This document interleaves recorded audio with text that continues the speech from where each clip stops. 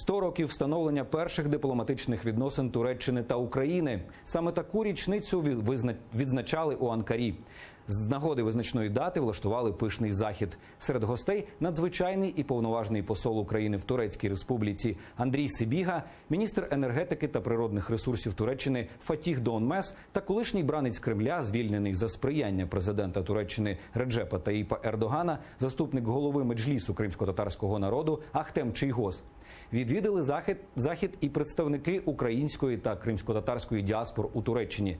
Під час святкування згадали також 27-му річницю незалежності України. Турецький міністр привітав українську делегацію з визначною датою і згадав про низку спільних реалізованих проєктів між двома країнами. А очільник українського диппредставництва відзначив важливість торговельних відносин. По завершенню заходу Андрій Сибіга та Фатіх Doğanmez розрізали коровай. Очень прогрессирующими, теплыми, и самое главное, дружба присутствует.